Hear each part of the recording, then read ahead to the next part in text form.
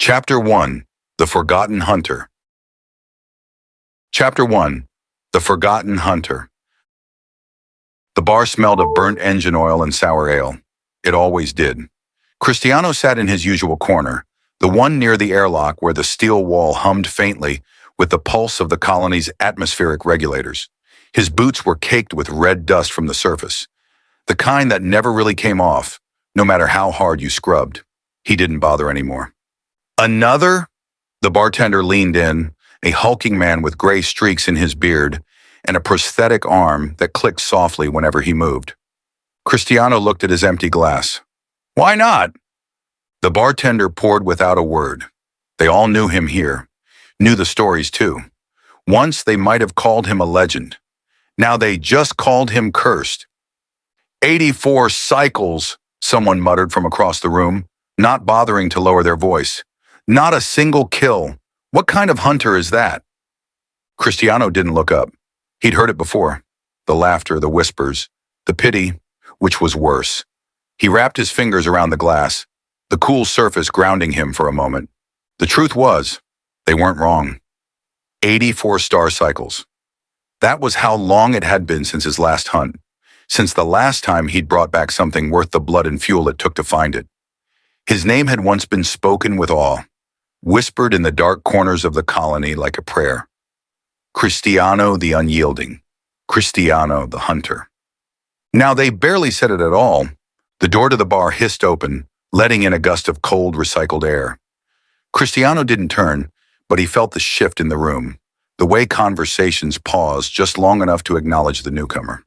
Cristiano, a voice said, young and sharp with the edge of someone trying too hard to sound confident. He sighed.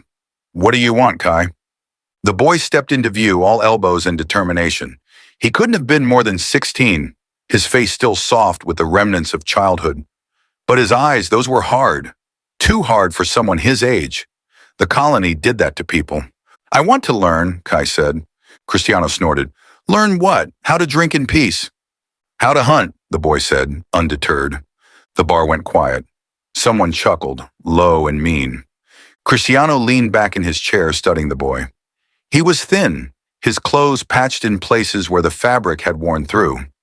But there was a fire in him, the kind that burned too bright and too fast. Cristiano had seen it before.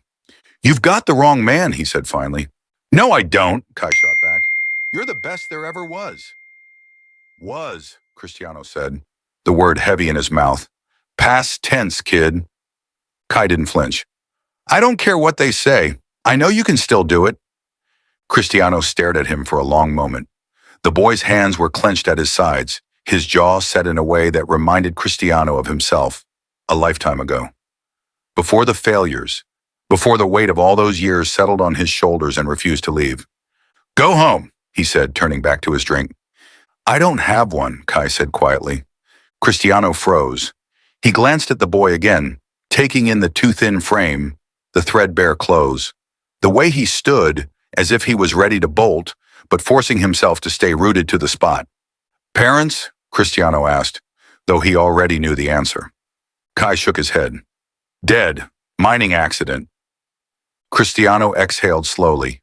He looked at the boy, really looked at him this time. The fire was still there, but underneath it, he saw something else. Desperation. Why me? He asked finally. Because you're not like them, Kai said, jerking his chin toward the rest of the bar. You don't just talk. You've been out there. You've seen what's real. Cristiano barked a laugh, sharp and bitter. And look where it got me. Kai didn't respond. He just stood there waiting. The silence stretched between them, taut as a tripwire. Cristiano drained the rest of his drink and stood, his joints protesting with the effort. He looked down at the boy, at the stubborn tilt of his chin, and felt something stir in him. You want to learn? He said. Kai nodded, his eyes bright. Meet me at the docks. Sunrise. The boy's face lit up, and for a moment Cristiano saw the child he must have been, before the colony and its endless grind had worn him down. Don't be late, Cristiano added, his voice gruff. I hate waiting. Kai grinned. I won't be. He turned and bolted out the door, his excitement radiating off him like heat. Cristiano watched him go, his own feelings a tangled mess of regret and something he couldn't quite name. "Taking on an apprentice, huh?" the bartender said, his tone laced with skepticism. Cristiano shrugged. "Kid's persistent. Persistent doesn't mean he'll survive out there." "No," Cristiano agreed. "But it's a start." The docks were quiet when Cristiano arrived the next morning, the air sharp and cold against his skin. The massive bulk of his ship loomed in the dim light, its hull scarred and pitted from years of battles. The Erebus, named after the god of darkness. It felt fitting somehow. Kai was already there, waiting at the base of the loading ramp. He looked nervous, shifting his weight from foot to foot.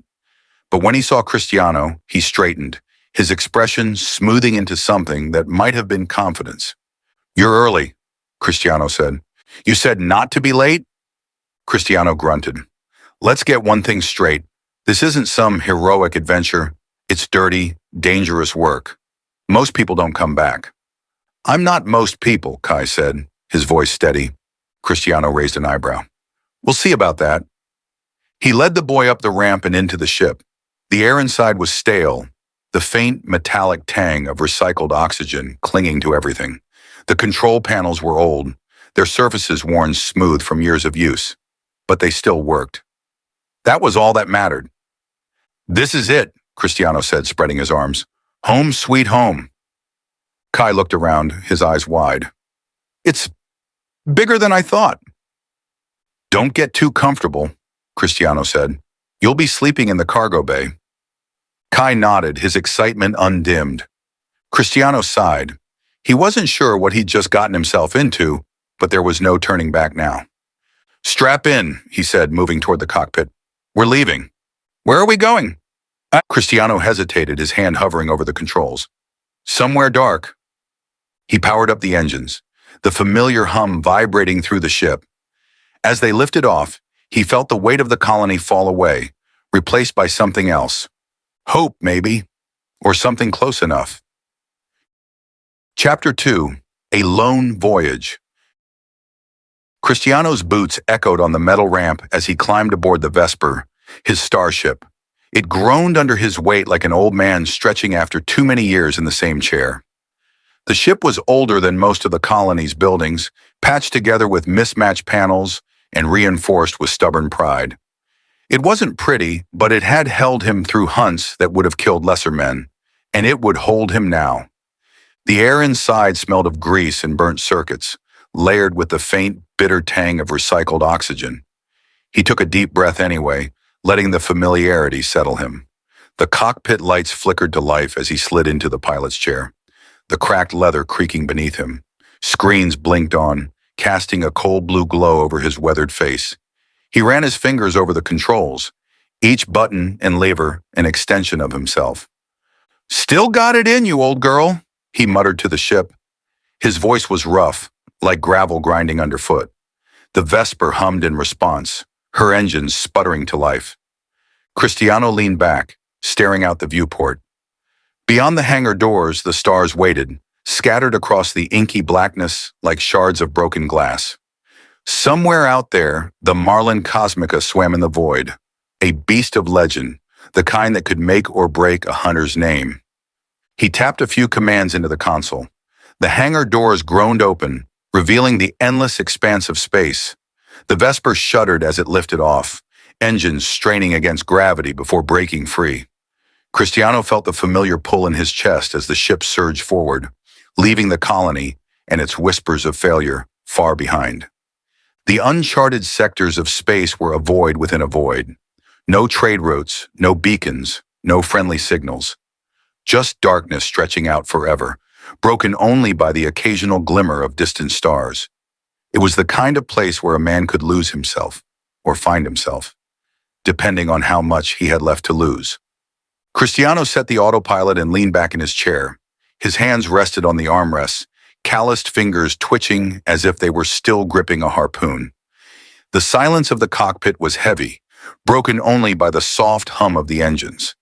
His thoughts drifted, unbidden, to the faces of the past, the hunts that had made him a legend, the blood-streaked decks, the roars of dying beasts, the cheers of his crew, and then the silence, the long, empty years that followed. The faces blurred together, their edges frayed by time, but one stood out. Kai, the boy from the bar. "Why'd you come to me, kid?" Cristiano muttered to the empty cockpit. He didn't expect an answer, but the question hung in the air anyway, heavy and unanswered. Kai's eyes had been bright with something Cristiano hadn't seen in years. Belief. The kind that burned through doubt and despair like a star cutting through the void. But belief was dangerous. It had a way of turning on you when you needed it most. Cristiano shook his head, trying to push the thought away. He didn't need a student. He didn't need anyone. This was his fight, his redemption, and no wide-eyed kid could carry that weight for him. Hours passed in silence, broken only by the occasional beep of the console. Cristiano stared at the readouts, watching for any sign of the Narlin Cosmica. The beast was a ghost, a shadow that slipped through the cracks of the galaxy. No one had seen it and lived to tell the tale. But Cristiano had heard the stories. He'd pieced together the fragments, the whispers of its monstrous size, its impossible speed. The console beeped again, a sharp, insistent sound that cut through the quiet. Cristiano leaned forward, his heart pounding. There it was, an anomaly on the scanner, a blip of movement in the void. His fingers flew over the controls, adjusting the ship's course. The Vesper groaned as it veered toward the signal. Cristiano's pulse quickened, the old hunter's instincts kicking in. He could almost feel the harpoon in his hands, the weight of it, the tension in the line as it coiled and snapped. As the ship closed in on the signal, Cristiano's mind raced. This wasn't just about the hunt. It was about proving to himself and to the galaxy that he still mattered, that he wasn't just some washed-up relic collecting dust in a corner of the colony. The signal grew stronger, pulsing like a heartbeat. Cristiano adjusted the ship's speed, his eyes fixed on the viewport. The stars blurred as the Vesper hurtled toward its prey. The hours stretched into days. Sleep came in fits and starts, stolen in the moments when the ship's autopilot could be trusted. Cristiano's dreams were restless, filled with shadows and echoes of the past. He woke each time with a start, his breath coming in short, sharp gasps. On the third day, the signal shifted. It was subtle, a ripple in the pattern, but Cristiano felt it in his gut. The beast was moving. He leaned forward, his eyes narrowing. The console glowed with data, but it was the instinct of the hunt that guided him now. He adjusted the ship's course, his hands steady on the controls. The Narlin Cosmica was close. He could feel it. The void seemed to press in around him, the darkness growing heavier with each passing moment.